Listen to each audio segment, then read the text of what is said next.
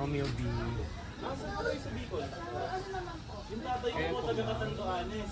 Taga Rizal kami sa Biga.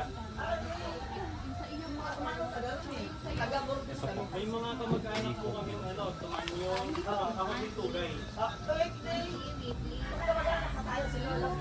Tugay pala yung ano ko. Opo. Mga Kila Florencio po.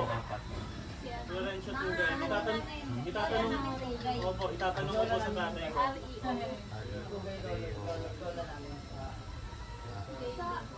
J. J na. Ilan po kayong pamilya niyo ngayon?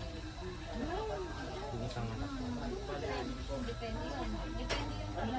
yung Tapos, yung pong asawa? nakapagita. Ilang po na po kayo? Anong spelling na?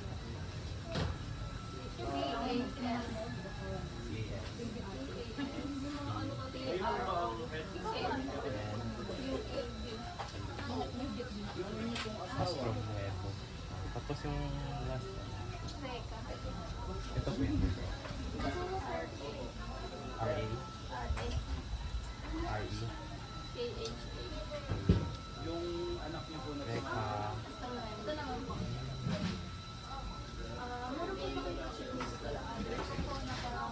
Hindi po ng iba. Kasi iba niya po. Sa matandaan. 26 po kayo. Kayo po sir. Ilang taon na po kayo sir? Ito po. Yung mga anak ko po, ito si Rhea po.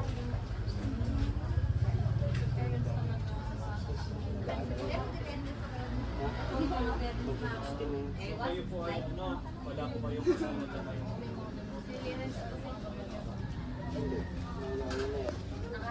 Ano po kayo lumuwas galing ano? Hindi na. 50. Sinama ako ng tatay ko na sa ano, sa Bakanan. Ito po yung panganay ko. Tapos yung si Ren, sinunod. Si Miguel. Nakakatawa po, nakakatawa po. Tapos ito si Ren. Hindi na lumabas. Si Rio. Ito po ay tinatanong ko po sa inyo, assessment po ito para sa relasyon niyo po sa pamilya. Nakakalapit po po kayo sa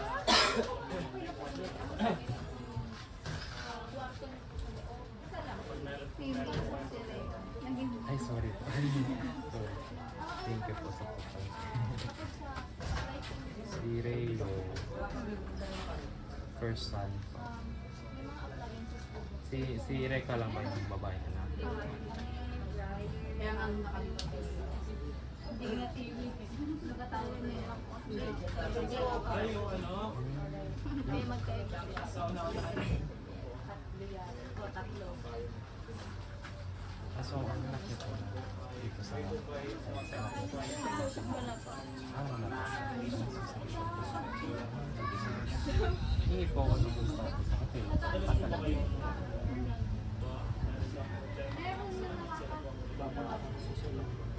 Yung mga anak mo wala pa din. Tingnan ka niyo po. Sige.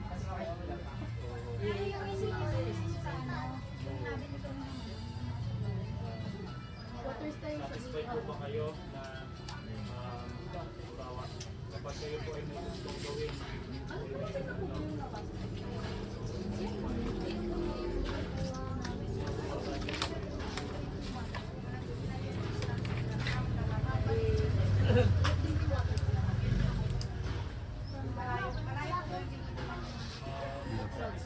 So, share ko lang po. Ano po kayo na classify po kayo as blended na family. Di ba kayo po kayo?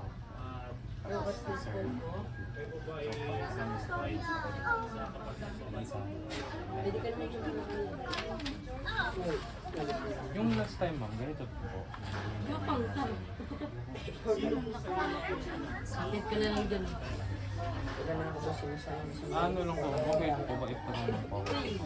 Mga ano lang po ito, assessment lang po sa pamilya. Tapos ang balik, hindi ang mangyayari dito, bigyan po natin ng score yung pamilya natin. Kasi lang po dito. Para malalaman po natin kung ano yung mga problema. So, unang tanong ko po ma'am is, makakalapit po ba kayo sa pamilya niyo? Kung kailangan niyo po ng tulong. Like kayo isa't isa, nakakapunta po ba kayo sa pamilya niyo pag kinakailangan niyo po ng tulong? Pero sino po ang mas may ano? Babae. Tapos sunod ba, kayo sa ano po, pag nag-uusap po kayo ng problema, okay lang naman po sa inyo.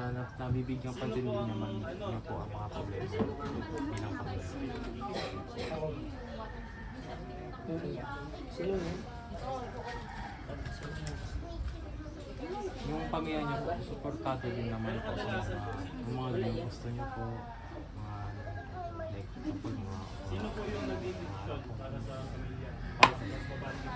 Mababa yung win rate.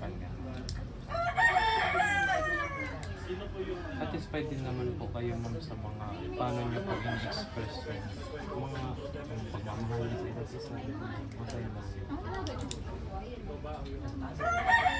Yung pag-ano niyo, yung time niyo na nagsasama kayo, satisfied din naman po. para po sa ano, sa inyo? Sino po ang ng family? Ikaw yung So, next month is iaano ko lang po, ito-check ko lang po dito kung sino po yung, ano po yung mga roles yung bilang. So, okay lang po, alam niyo na din yung itasalat para po sir. So, tatanong ko po, so, sino po yung usually na susupply ng income sa pamilya niyo? Yung nagbabayad, yung mahawak ng pera, nagbabayad sa mga babayarin ng mga pamilya. Yung kumbaga silbihin yung naging problem solver ng pamilya. Ginamit siya. Yung nag-make po ng decision, sino po yung nag-ano parang siya yung nag-iisip kung kailan niya sasabihin na mga information sa mga anak, Kami po na lang. diba sa